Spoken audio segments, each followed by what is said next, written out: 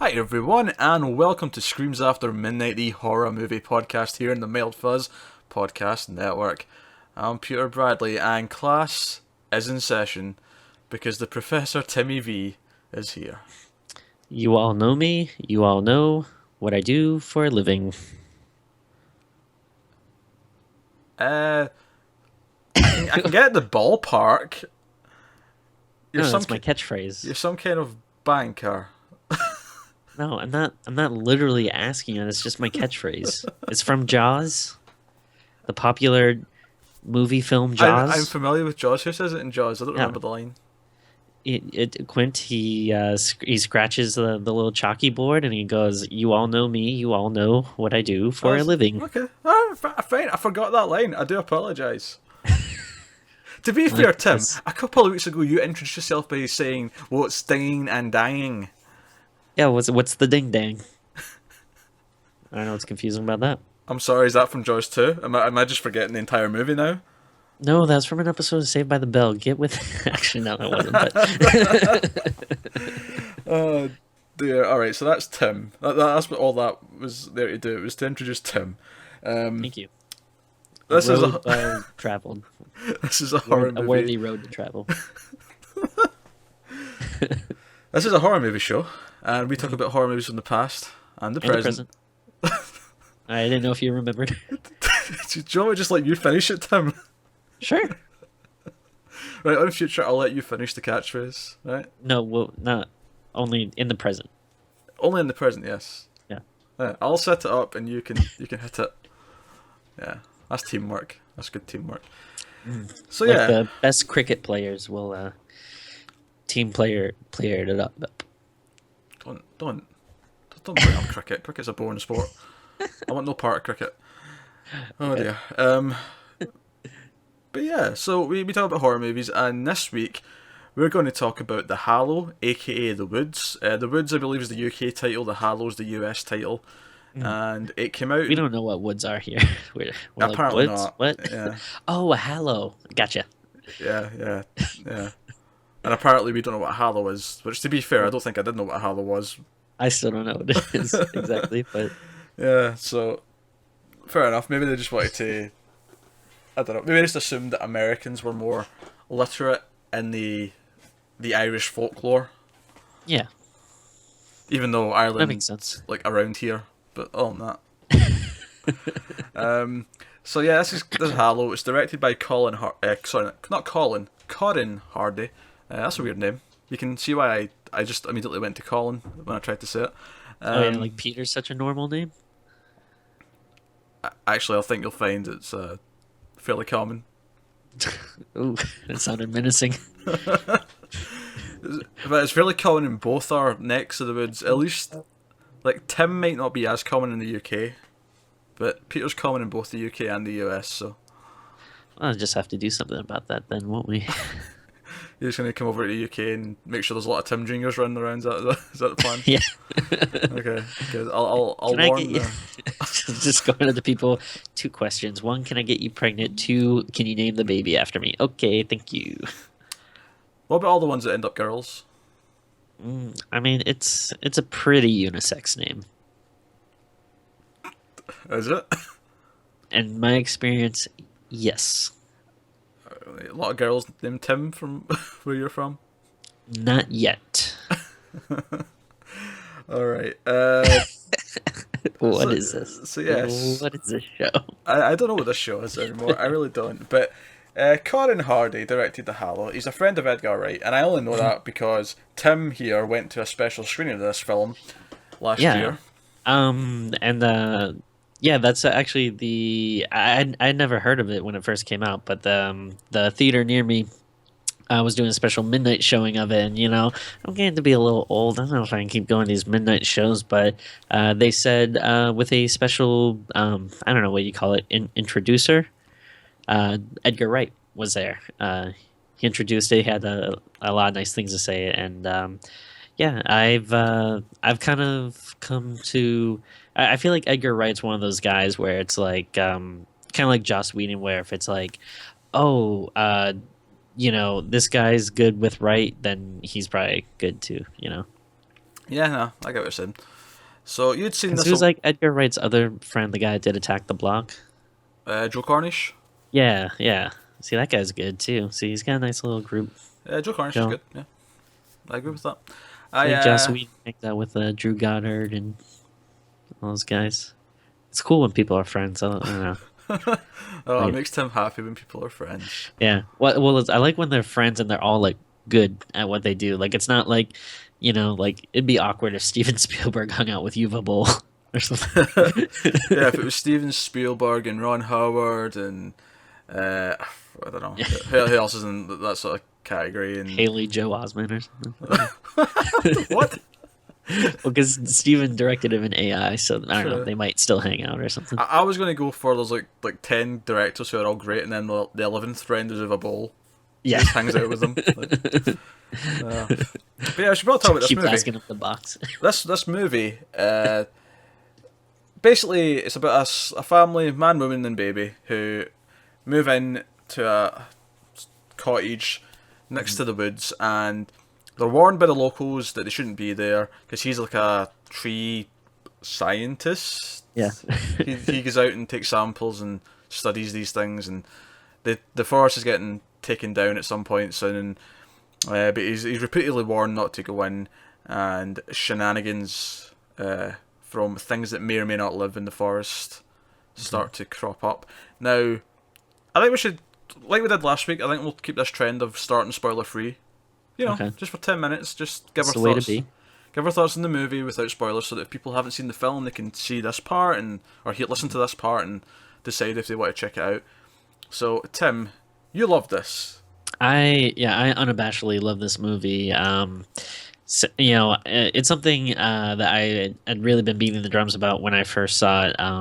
Mostly just because I didn't really know anyone else that was like talking about it, and I feel like it's one of those movies where under like different circumstances, maybe I might have not been as adamant about it, but just the fact that I kind of saw that special screening and like the director was like very delightful and no one was really talking about it. I felt like maybe a little bit more of a cause to be like, oh no, come on guys, you really should watch it. But what I'm gonna say is that it's not like they're not doing anything new in this. It's not like something like like It Follows or The Witch or something where it's like, oh man, like this is something that I've never seen before. It's like a pretty standard creature feature, but I think what it does really well. I like the story. It's not like super complicated. It's a pretty basic story, but I enjoyed it. I like the creatures. I like that there's a lot of practical effects, like not really focusing on like a lot of CGI or anything. And yeah, it's standard creature feature, but I thought very well done for what it was. Okay. I thought it was okay. Yeah. I That's fair. Like I can understand that, but like, cause I went into this. I watched it just today, right? And I went in knowing that you loved this.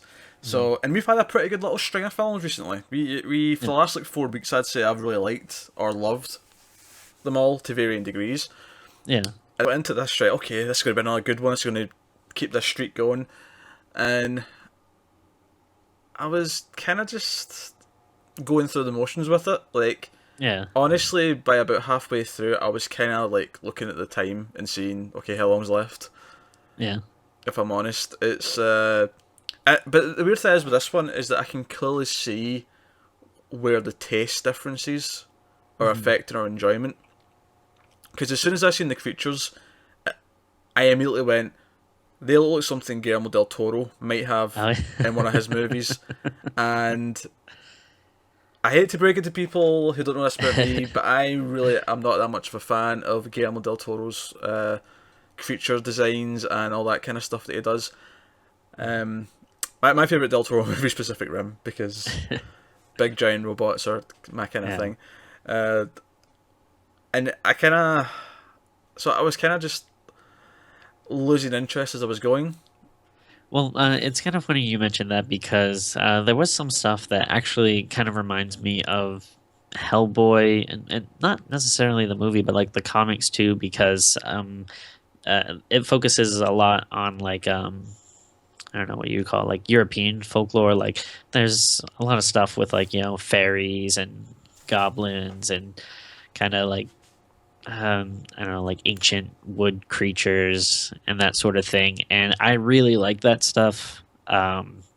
So I'm actually um, kind of drawn to that, and I feel like there's not a lot of representation for those like type of monsters or creatures or whatever you want to call it. So that is something I'm a little biased to as well. I will say. You know, they wouldn't put me off the movie. It's not like I have something specifically wrong with those type of creatures. It's just Right. I feel like whenever they seem to be used, the movie is like so in love with the creature designs that it kind of forgets to I can see that. makes me invested in other ways. You know, like the Yeah. family in this, like yeah, they're not unlikable. They seem like fine enough people. But one of my bigger problems with this movie actually is the structure. I thought the pacing was really weird because Mhm. it sort of introduces people at the start, and then by the 20-minute mark, it's already escalated to such a point where Yeah. it feels like the third act, and then that third act just lasts like the entire rest of the movie. Which I'm actually fine with that. See, But I understand what you're saying. But yeah, for me, is like when all the shit started going down, and it was so early on. I'm like, wait, we're not built to this. This just feels, it just feels like abrupt and unearned. Like I just wasn't there. I wasn't ready for that stuff yet. yeah, You know, I wonder if that's, I don't know. Do you think that's partly to do with like your kind of education and stuff? Because you went to school for film and you've studied, I'm sure, this kind of stuff. Quite a bit.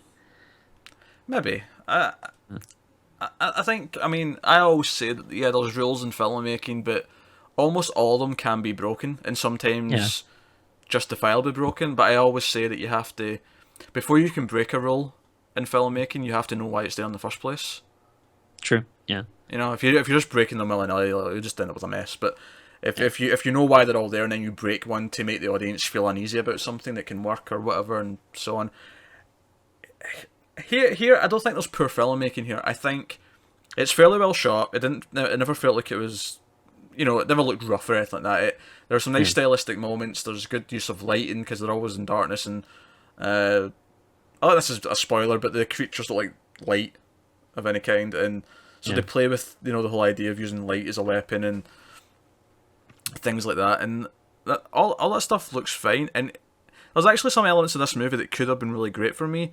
There's one of the sort of types of story that I love is when a group of characters are held up in a Oh building yeah. or a house and they have to like protect it. It's like a last stand kind of thing where there's like the creatures or the zombies or whatever it is. Night of the Living Dead kind of thing where there's Yeah. things coming from the outside and they have to like barricade everything and hold themselves in. I really like that kind of plot. Yeah. I think for me here, I could have used more characters. Yeah. I think relying on just the two parents and then a baby. I mean, it's a baby. A baby's a plot device. It's not a character. Yeah. Uh, I thought it would have been nice if they had more with that angry neighbor, because it always kind of seemed like he was going to be set up for more of a reveal or play more of an importance, but he really is, just there to kind of give a few ominous warnings, and that's about it. yeah, yeah. And that's actually another kind of criticism I had is I thought the a lot of the ominous warning stuff in the first sort of 20 minutes was kind of Mm. cliched. The Yeah. way, because even when that neighbour comes over to give them warnings and all that, Mhm. the camera would go into this really close up Dutch shot. If you don't know what a Dutch shot is, the Dutch shot is when it's at an angle. Rather than filmed straight, it's filmed at like a really extreme sort of angle. But you're going for this close up Dutch shot of this guy as he's like giving this warning, and it felt really kind of over the top to me.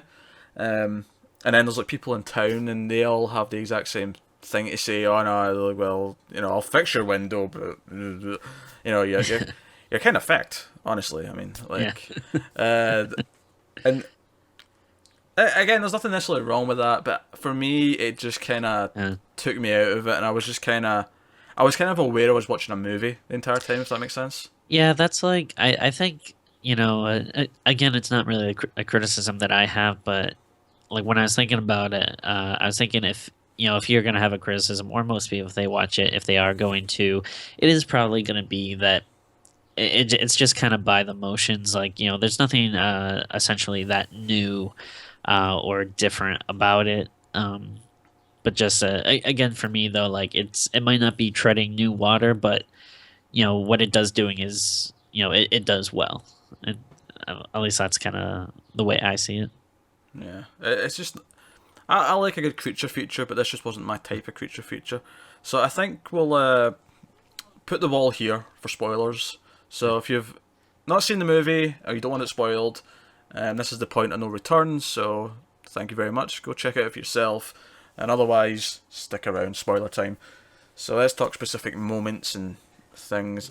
Uh, let's Well, talk getting stabbed in the eye with a needle. yeah, Let's talk about that. that was pretty gruesome, and like anything with an eye usually makes me wince a little bit. I'll give it credit though. It did it differently than most things with eye stabbings do it. Yeah, Most eye sort of stabbings like that tend to be slow because it wants the audience to cringe as it's going towards the eye, and it does kind of do that as well later in a different with scene. the wife. Yeah, Yeah, but with him, it's like nothing, jump yeah, scare, needle yeah. in the eye. Um, yeah, I was a bit icky. Yeah, a Yeah. bit uncomfortable. Yeah, I really liked that scene. I kind of like the father's like general like transformation as it goes on, and I like how that kind of plays with what's going on with the baby, if it is their baby or if it's been replaced by like one of these creatures. Um, I really liked that like dynamic between him and the wife, because for I don't know about you, but for me, I never really knew at either point like is that the baby or is it not? Like I kind of like the guessing there. Eh, yeah, it was. I don't know. I wasn't as drawn into it. Like I said, I was kind of checked out by this point, if I'm honest. So I was kind of like paying attention to the clock, and I was kind of like, and well, it did turn out to not be the real baby, and he found the real baby. A lot of his actions, like during that whole section where he's kind of going crazy, and it feels like he's running after her, like he's trying to hurt his Yeah, wife, and she grabs like a sickle of all yeah. things, like a proper big like Grim Reaper style sickle, which is just I sitting thought that was about. pretty badass. Yeah. Yeah, like personally, I actually like I really like moments where um the hero or whatever kind of like you know tries to take the fight to the villain or the creature or whatever, and so I kind of like when he kind of rises up and is like a badass and No, I has like this. that. I like that, but I wish it mattered more to me. And I think Okay, yeah, this goes back to my complaint about the weird structure. okay, I feel like this movie could have really used like way more time at the start setting these characters up because I feel like I didn't care enough about them. okay, Like, because like yeah, see the ending when like you see that she's decided to take the baby that he brought, and then yeah, he's like just alive long enough to make sure that fake baby's the real fake one, and it's yeah, burning in the sunlight. I was like, that should be a really big moment. I should be like, yeah, fuck yeah, like yeah, sure he's dead, but he saved the kid, right? yeah, But I was kind of just like I wasn't as invested in these two people as characters because all they really gave us was one scene of them cooking dinner and kind of being flirty. yeah. Immediately stuff starts happening That's true. Yeah, because I couldn't believe how quickly we things escalated after you'd went to get the window fixed, like on the drive home. Like things just yeah. immediately shot into like, oh Jesus, everything's going wrong. We're fucked. Yeah, I feel like that's a valid complaint. I can't really argue with it. I mean, all I can really say is it didn't affect me that much. Maybe again because I was just like maybe because I have kind of a what do you call it? Like I naturally kind of am drawn towards these kind of things. Maybe I got caught up in the excitement a little bit more and stuff. Because I think that's a pretty valid critique. but yeah, it didn't hamper my enjoyment of it that much. Okay. Okay. I think like in a yeah, if the movie wasn't like well done, like if it was, shot poorly, or the acting was really bad, or the creatures look stupid, then There was one creature I did think looked stupid. the girl. The girl, yeah. I didn't actually thought she looked pretty cool. I don't know. Like I thought it was like kind of creepy, just the way that there's like all these, crazy creatures, and then there's this one Mm, that's like half creature, half girl, and then that's when you kind of start realizing like, oh, that's like the dude's daughter, I and think I think part of my problem with this kind of like creature or these type of yeah, creatures in this lore is that we're expected to believe that this is just a thing that's out there, right? This is just part of this country, yeah, Ireland, right? This is just part of their mythology and it's out there. And he like finds this layer of all these things.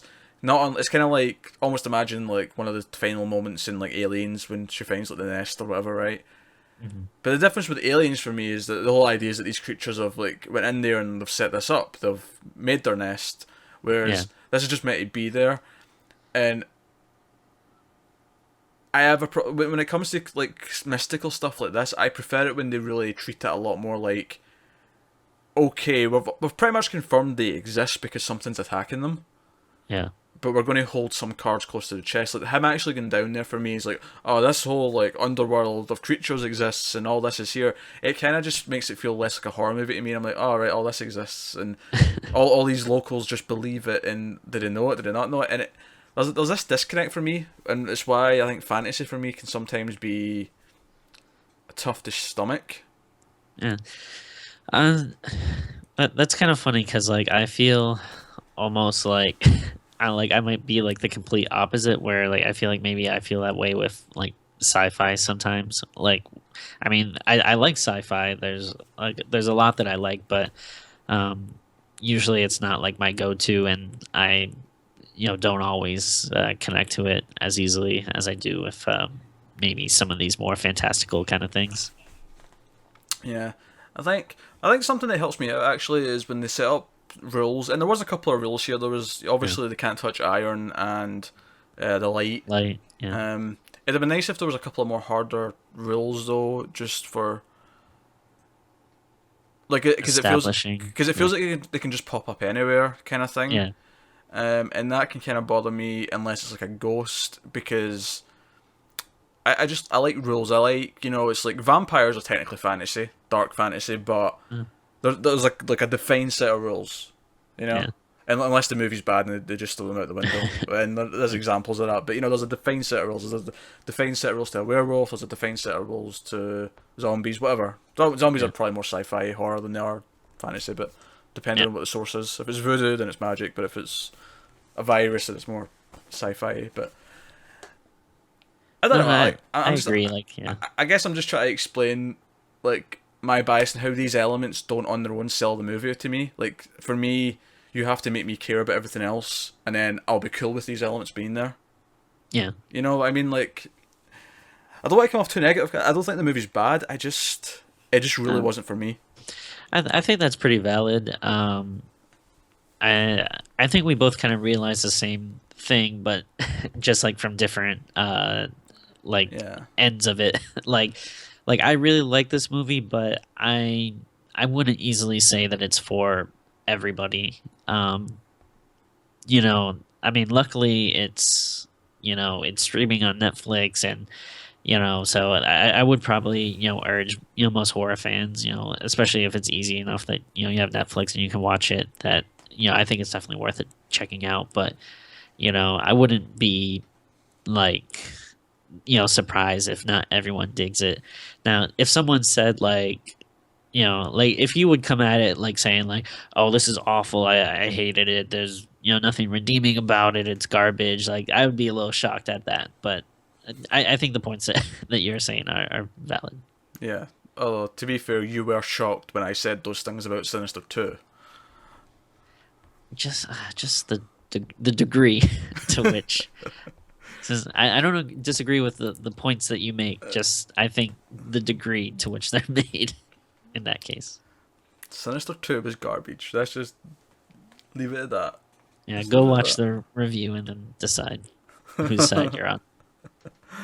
If they've Side seen... with me and Connor or with Pete. Was Connor on your side? Yeah, he loves it. He doesn't love Sinister 2. I'm pretty sure he does. This is complete fabrication, this right here. This is bollocks. I'm going to confirm this later. I'm speaking to Connor after this. I'm going to find out. And I'm pretty sure that's bollocks. Alright, we will find out. Alright, any other specific moments you want to talk about? Like you mentioned, that ending scene, I liked it, but I almost wonder if it would have been better if you didn't find out if the baby was, which baby was real or not. I don't know if I agree with that, and I think the reason why I don't is because the movie is just immediately these people are surrounded by shit. There's no hope. They're fucked. That you kind of need the one happy thing at the end. Like, alright, okay, because like I say, it would work better if I care more about the characters, but I think you need that one moment of fuck yeah, like, rather than ambiguity. Although they could have went the dark end and then it was the wrong baby. Yeah, I'd have been fine with that too. I think the ambiguous one would have been the wrong choice, but either confirmation would have worked.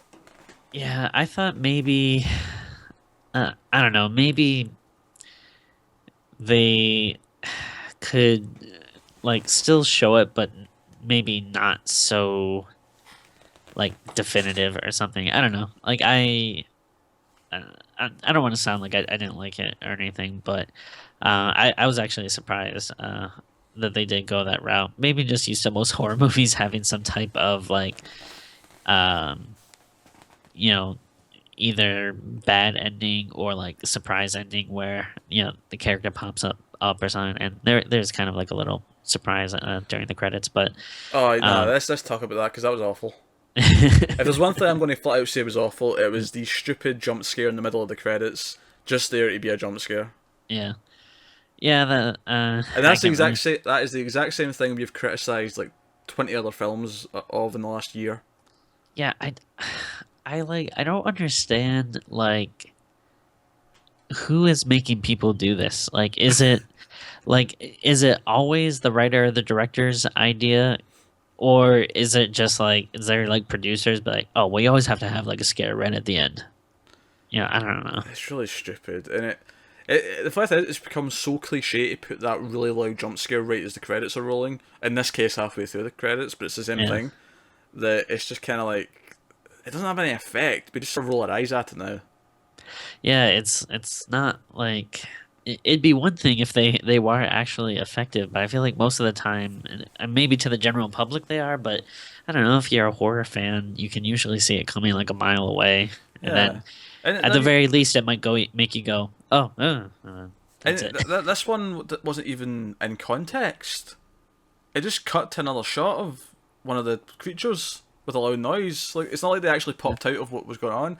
I mean, I can't believe I'm saying at least Sinister 2 did something, but Sinister 2, at least, it was on the shot of the case and the head comes in at the side. At least the things in the scene with the other stuff, that's just cut to another thing. Like, this was an edit jump scare. Yeah. Like, what the fuck? Yeah, I don't know. I can't defend that. No, you can't. Of course you can't. But no, I mean, like, other scenes that really liked. Though talking about like kind of being holed up in the house, I liked that whole part. I like when he's trying to hide the baby and he puts in like that little like cover or whatever, and then you just see that there's like a hole in the back of it. You just see one of those things kind of dragging it away. I really like that. Yeah, I don't know. I guess the car scene was pretty good too. I thought when they're trying to get away, like all of them.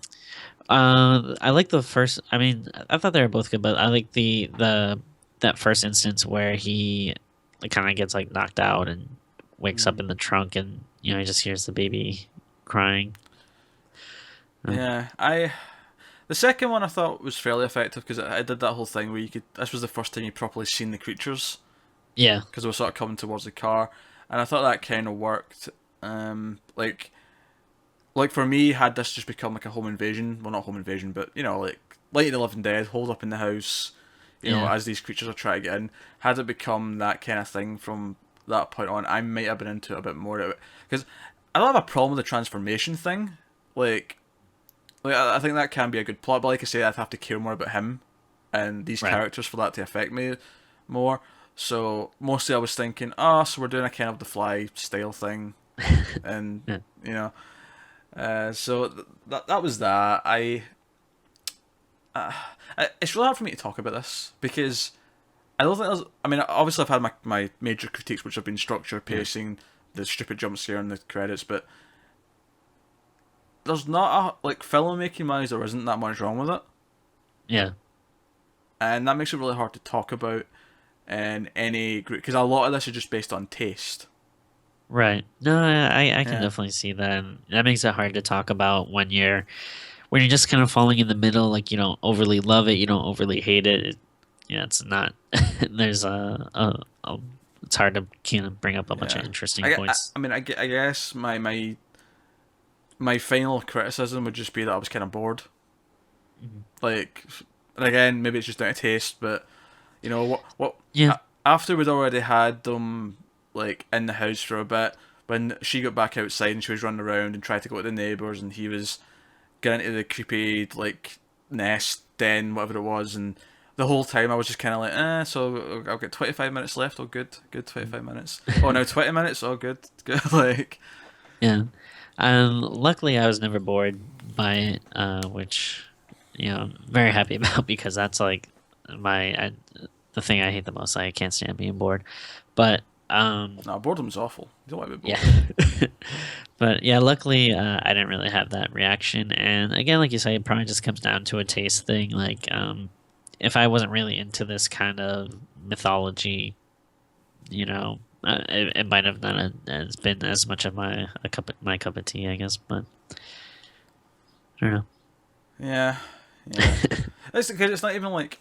I mean, you said you can understand why people would complain that it's not doing anything new, and while I agree that it's not really doing that much new, I know. can't really fault it too much for that because I love slasher movies, and they 99% of those are doing the exact same thing as each other. Like, True. Yeah. so I, for I don't know. me, that's I not feel like even a big issue.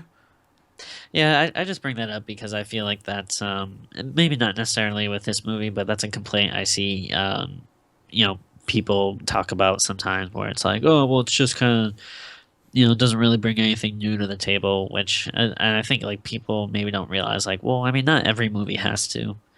Um, and also, I mean, especially with like the string of movies that we've done lately, I feel like have been very stylized. Um, it might make it kind of stand out. In the group of recent stuff that we've been watching, that it's like, oh, okay, well, yeah, you can't really say that this is like on the same level as like Darling and the Invitation, which have been like kind of really different. I don't really necessarily want to say like groundbreaking or anything, but you could kind of point it at it and be like, well, that's not really like anything else Yeah. I've seen or that I usually see. Well, I think ultimately, yeah, this is the film I've enjoyed the least in a while on this show. Mm. Um, I can't. Yeah, I think the last one that I didn't enjoy was Ring 2. Yeah, Um, and yeah, I mean, this is a better film than that. It makes more sense, uh, for yeah, a start. But it's I wasn't into it all that much. But I think that's we're fair. we're about ready to get to some ratings then, and I can Yeah. see these being somewhat different. So Tim, how many needles in the eye out of 10 would you give the Hallow, aka the Woods? Yeah.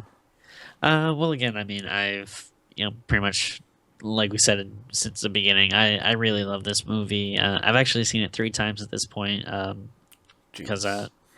well, I saw it once at the theater when it came out, and then my girlfriend wanted to watch it after it came out on DVD, so we watched it, and then I wanted to watch it again for the show. So And yeah, but I can honestly say that I haven't really, been that bored or gotten sick of it. Obviously, I mean, it'll probably be a while before I watch it again because I've seen it so many times at this point now. But it's definitely something I'd like to watch again. And yeah, obviously I like it a lot, so I'm gonna give it an 8 out of 10. Cool. I'm going to swing a bit lower than you, Obviously, as yeah. you could guess. And this might even sound harsher than what you might even thought I was going to say, Okay. because I'm going to go with a 5. Okay. That's not too surprising. Because I think it's firmly in the middle. I really have no idea what to say about it, which is really hard to record a podcast on a movie when I have not much to say, because these are the hardest ones to review. At least when it's terrible, when it's Green Inferno bad, Oh and god. we that episode went nearly 90 minutes. We Yeah. spoke for so long about that movie because there was so much to tear apart and question and and then when it's good, like The Invitation, and we talk for an hour, like analyzing like what things mean and how it was set up, and like Yeah. with this, it's difficult because I'm kind of in the middle, and it's not bad, it's not good, it's just kind of so 5 out of 10 for me. So Yeah. Yeah. I mean, even on my end, like it's a little hard to talk about it as well because, like, honestly, like I really do love it, but I it's a little hard for me to say like exactly why I love it, other than just like being like, oh, I mean, I thought the creatures were cool, like that kind of thing. Um, but I mean, I think that's fair, especially uh, since your points were pretty valid. And like you said, ultimately, it's probably just going to come down to a matter of taste. yeah, But I mean, luckily though, I don't think like I don't think it's the type of movie that I you know would caution people not to watch. Like, even if you watch it and don't like it, I wouldn't really, for at yeah, least for most people, I wouldn't say like, well, it's a waste of your time. It's not like something like Green, like you said, like Green Inferno or something, where it's like, no, stay away from that piece of yeah, shit at all yeah. Stay away costs. from that. No, no. I mean, Uh, don't get me wrong. There's probably 50, 100 things I'd recommend before I recommend this, but you can yeah, you I can you wouldn't. can easily do worse. Yeah, yeah, you Yeah. could do worse. I agree with that. So, yeah, that's the Hallow, aka the Woods. Hey Tim, I want to ask your opinion on a bit of news. We don't usually do news on Screams After Midnight, but I thought I'll throw something at the end here. All right, lay it on me. What up? The reboot in Puppet Master. How do you feel? Ooh, I didn't hear about that. I I think I'm also, fine. it's from the people who did Bone Tomahawk. I haven't seen that yet. Is that good, or should we do an episode about that? Probably should do an episode about that. Honestly, I watched it not that long ago, so we'll probably have to wait a little while. Well, unless we do it Okay. soon, then I'll have to watch it again, I suppose. But um, Well, what I'll say is that I mean, I do like the Puppet Master movies. It's been a long time since I've seen it, but I remember growing up liking them, and I don't know. I think it could be interesting. Um, I kind of like creepy dolls and well, whatnot. there's some more information. The poster, they've actually got a poster for it. It's called Mhm. The Puppet Master, The Littlest Reich, which I think is a cool name. Okay, And the poster's actually pretty cool. And judging from the art on the poster, it looks like it's going to be the same three main puppets. a little like Switchblade guy, the Pinhead guy. Yeah, there's one with the pointy head. There's a guy with a hat that looks kind of like He's like big black eyes and like has long like white hair. yeah. Yeah. So I don't know. I like the Bone Tomahawk is actually a pretty decent movie. Like Okay. it's not made by people you think, oh god, I don't want them on anything. If anything, it's just kind of surprising because that's such a. It's not a Puppet Master style movie. I'll put it that way. Yeah. It's a Okay. very different type of movie than that. So I have no idea how that's going to work out. But I thought I'd bring it up because it's Oh, of yeah. relevant to our interests. I think luckily for me, I feel like I'm actually in a pretty good position where I do like. I haven't seen all of them. I think there's like fucking what, like 9 or 10, and Yeah, ended up being I'm pretty sure there was a Puppet Master X okay. like a few years ago. Like it was still going. Yeah. So I've only seen a handful of them, and I have liked the ones that I've seen, but I'm not that invested in the franchise where it doesn't feel like, oh no, they can't do this. I to my beloved puppet. Like I really like the first three. I only seen them for the first time over the last few years, so we'll probably do a Puppet Master episode at some point, and like or in chunks, and do like a few of them at a time. But I like them. But like I say, I'm not as beholden to them where like I'm like, oh my god, what are they doing? How dare they touch Puppet Master? So yeah, we'll it's see how not it like goes. when they remake Halloween or something. You're like, what the fuck? Yeah, the episode where we cover that remake's going to have to come one day, Tim. Oh boy. We're going to have to do that. I'm not looking forward to that one. Uh, so yeah, I just thought I'd throw a little bit of news in there, and Cool. I guess we can kind of wrap things up a little bit. So Sounds good. let us know what you thought of the movie of the Hallow, aka The Woods, if you've seen it. Down in the comments below on YouTube, or you can tweet at us mailedfuzz@gmail.com. That's the email address, not the Twitter. The Twitter is at mailed_fuzz. I swapped them around there. I don't know why I did that, but I did. So you can do that. You can also catch us elsewhere. Tim, where can the good people find you? Any social media stuff, it's just at Tim Vargulish, and then I can check out some comic book stuff I do at facebook.com/goatmancomics. Cool. You can find me on social media at Wibble89. You can also find me in a bunch of other stuff here on the network, such as the 1.21 Gigawatts Movies podcast. You can get the reviews on that on the Mailed Fuzz Movies YouTube channel, which is the same channel as this, so that's easy if you're watching this on YouTube. Of course, you can also get the iTunes and Stitcher versions for audio if you prefer listening to your stuff. And also check out the Mailed Fuzz TV channel on YouTube, as well as the audio versions of Almost Cancelled for all your weekly TV reviews of a bunch of different shows, and so on and so forth. But if you don't care about any of that, that's cool too, because we like having you here. Just keep watching horror movies and all that jazz. And one last thing, go check out our new friends, Ronin's Reviews, over at their website, roninsreviews.com.